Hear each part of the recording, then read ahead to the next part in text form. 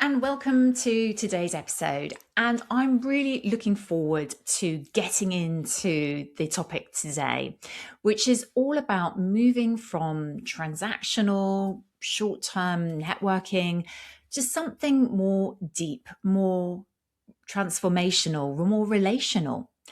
And I really wanted to talk about this topic because it came up as part of a panel that I was on for the Institute of Leadership last month. And I really felt like it was a topic that I get asked about sometimes to do with networking. I get asked by clients, by people that I help and work with, but how to move from this idea of feeling like networking is something you should do and something that you need to do for work and career to something that is much more joyful, that you enjoy, that creates genuine connection and long term relationships that lead ultimately to better collaboration and contribution for both of you. So that's what I wanted to really talk about today. And I think it's a really important topic because, when I ask the question, how do you feel about networking today? I'm sure that you do have a view on this. I sometimes hear people say, well, I should do more networking, maybe internally, sometimes externally. And when I ask people, why do you want to do that? There's often a sense of, well, I should meet more people. I should meet more people in the industry. I should meet the right people. Maybe you're at a stage where you are thinking about networking because you need to get a new job. And that feels like the right thing to do. So, again, you want to put yourself out there and you should meet as many people as possible. For others of you, maybe you're in a role or maybe you're running your own business where it makes sense to be networking to grow that business, to meet new clients, people you could potentially be working with. Whatever the conversation and the context for you, I'm sure that you recognize this sense of shoulding. I should be doing more networking. I should be more out there. And I think, honestly, this sense of obligation, this sense of needing to do it is not very helpful. It makes it very transactional.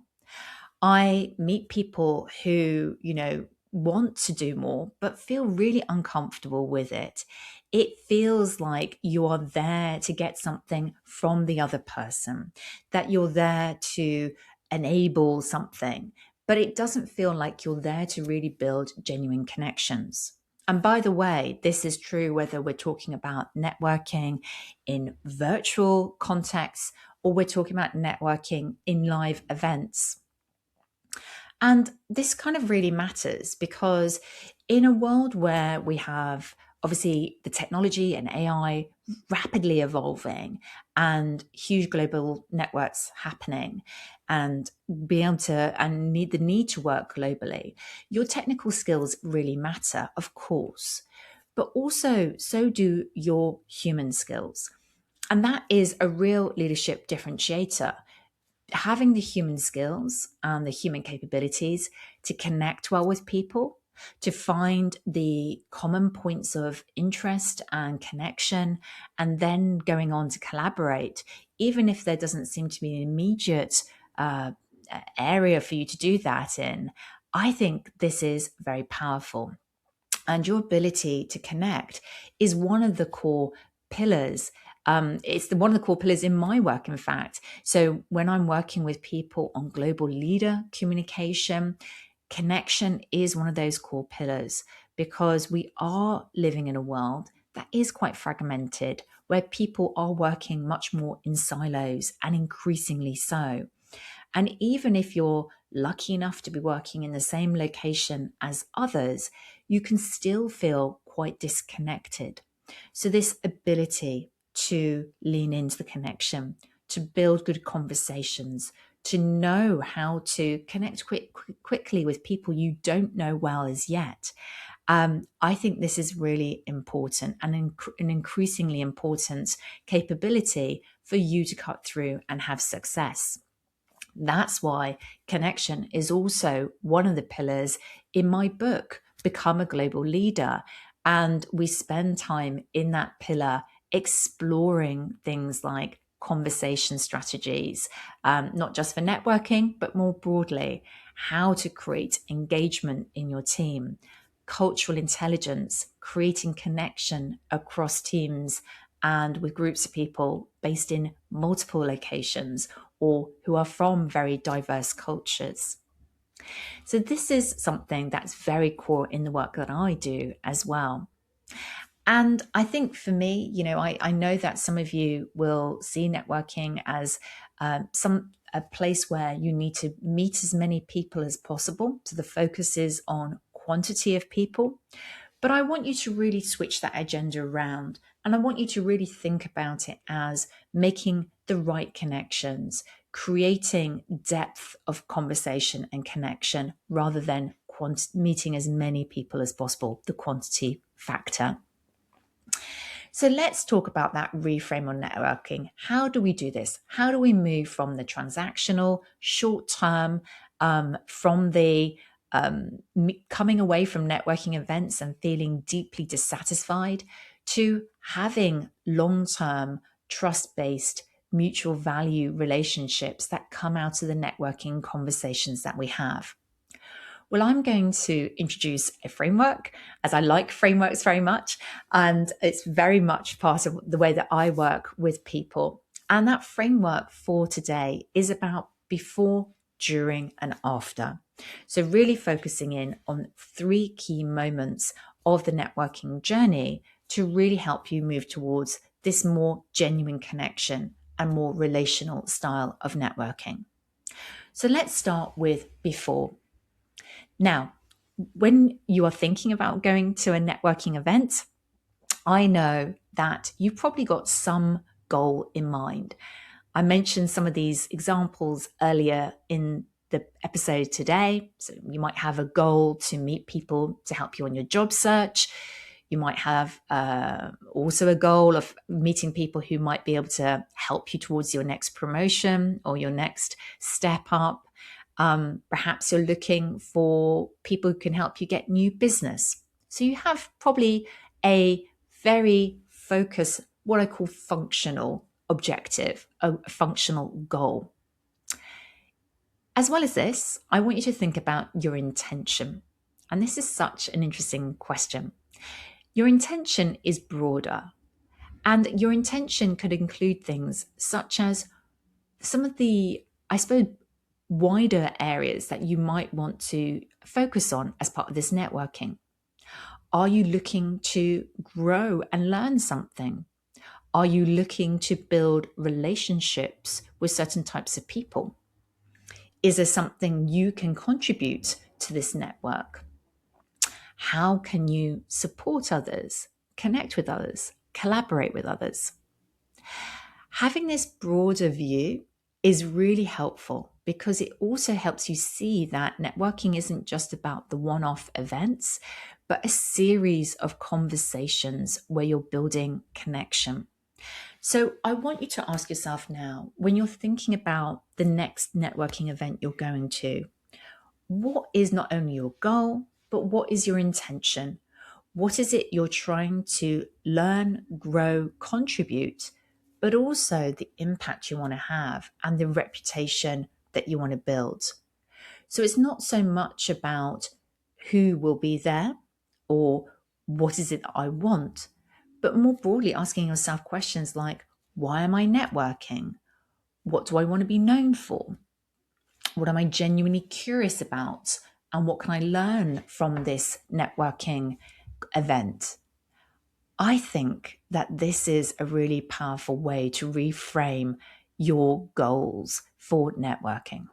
So this is what happens before. The next part of the framework is what happens during. Of course, incredibly important, making sure that you are entering into the conversations in the right way. Now, I work with many different people, different levels in their careers, from middle management all the way through to senior management. And some of those people clearly are very comfortable walking into a room, walking up to a stranger and having conversations. But it is daunting. And I want to be honest about that. It doesn't matter what your level is.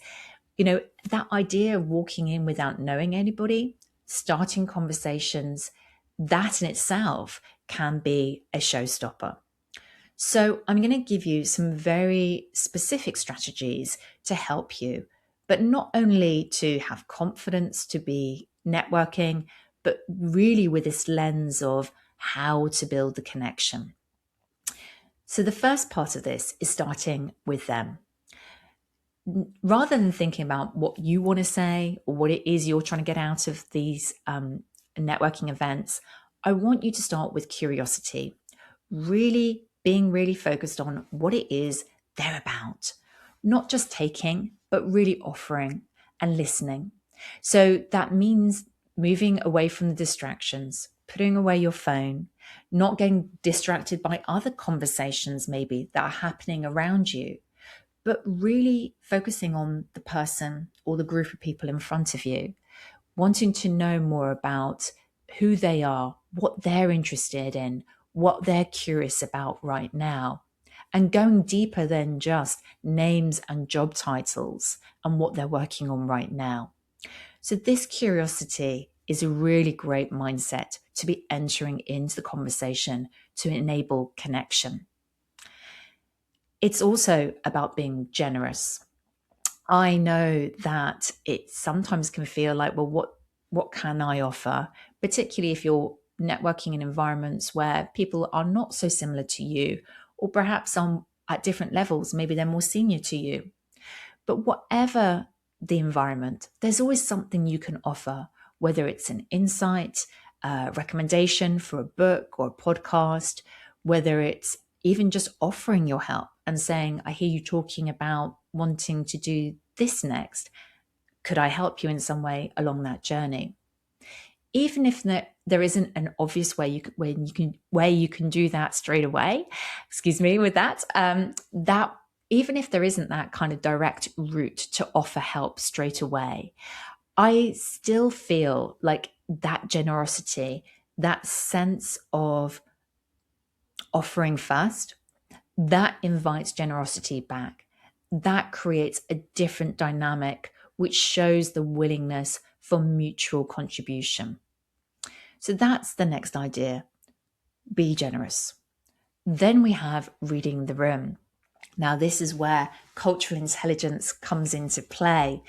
And there are many different dynamics that might be influencing the way that people show up in their networking.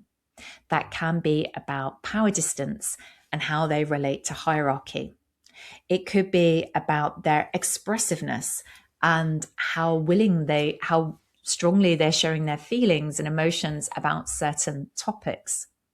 It could even be about their high or low uncertainty avoidance, how they feel about risk and sharing more about themselves.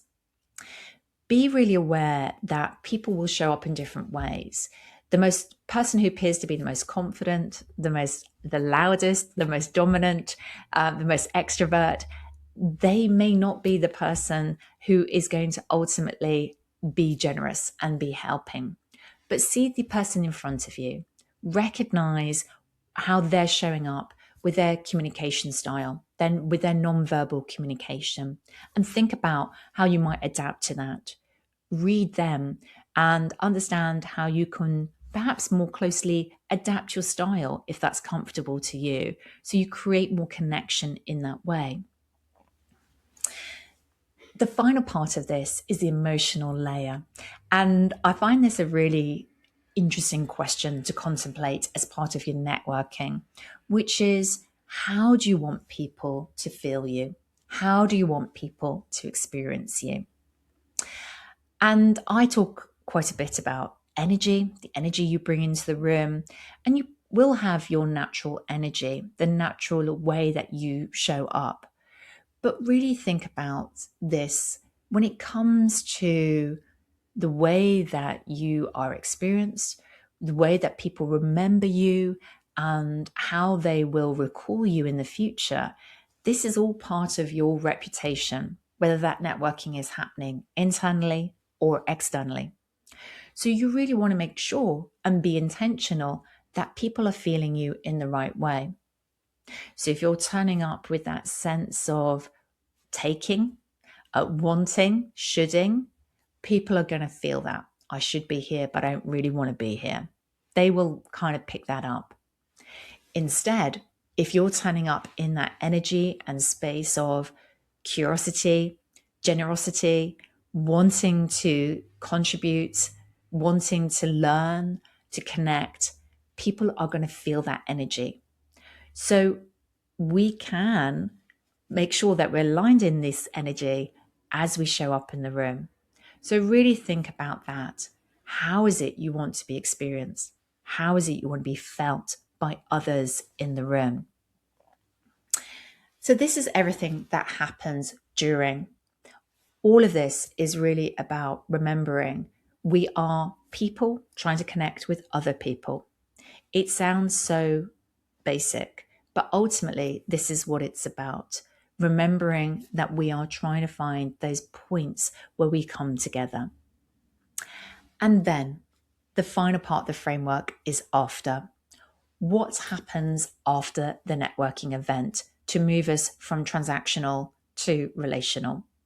Well, if it's transactional, quite honestly, most people will leave the room and they'll have some business cards or some QR codes from LinkedIn, and nothing happens from there. It's just a collecting experience. Instead, what I want you to think about is this was the start of a conversation, and now this needs to open up into something broader and bigger. And that's where your actions afterwards are incredibly important.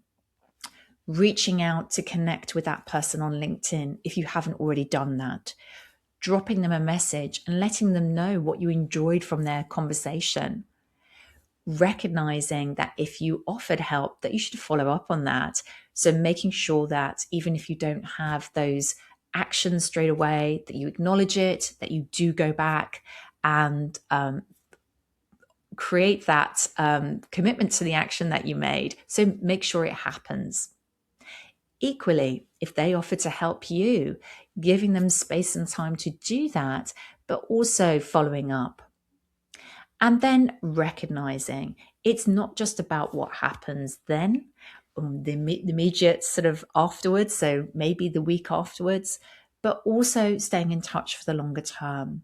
Recognizing it's about a relationship where you don't know where people land, where they end up, but that relationship is about evolving, keeping in touch, letting people know what happened next, and particularly if people have offered help and given you help, letting them know what the outcome of that was.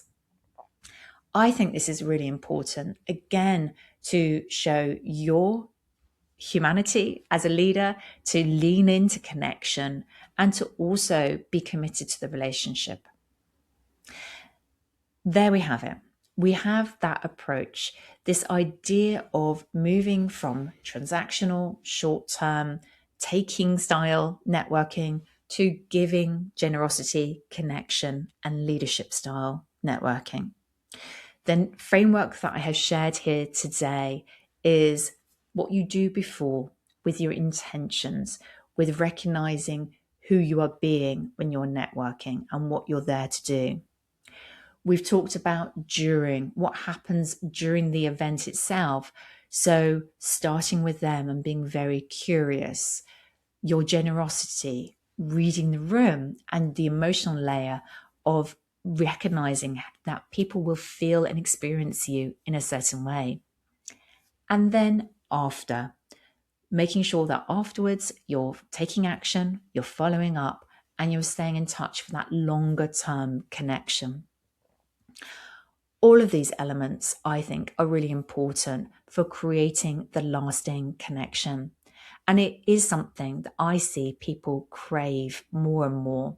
There is so much disconnect, and I'm sure you recognize this yourself, whether you're working remotely, partially or fully, or whether you have team members based in many different locations around the world. Even if you're lucky enough to be working in one location, in a physical location with others, you can still feel siloed and disconnected. Networking can be such a powerful way to reconnect, to be leading with connection, but we have to be very intentional in the way that we do that. And that is the message that I left with the Institute of Leadership panel that I did last month. It's the message that sits within my fourth pillar in my work with global leadership communication with my clients. And it is a core pillar in my book, Become a Global Leader. If this is something that you want to go deeper on, you want to dive into this idea of how to create more connection as a leader, how to create more connection in your team, particularly in our current moment in time, in the world that we face, then I really invite you to go deeper. Get a hold of a copy of my book, Become a Global Leader, available on Amazon. Also, feel free to access it via my website, culturecuppa.com/book, and look at these themes, understand the connection strategies, but also the conversation strategies as well. Not an easy topic. In some ways can be quite simple, but we have to make the time and focus for it. So thank you so much for joining me here today for this topic, moving from transactional networking to genuine connection to real relational networking. I hope that you have taken away some very practical ideas and strategies that you can put into practice. So I would love to know, what is one action you're going to take? What are you going to change in your networking approach to get that deeper connection?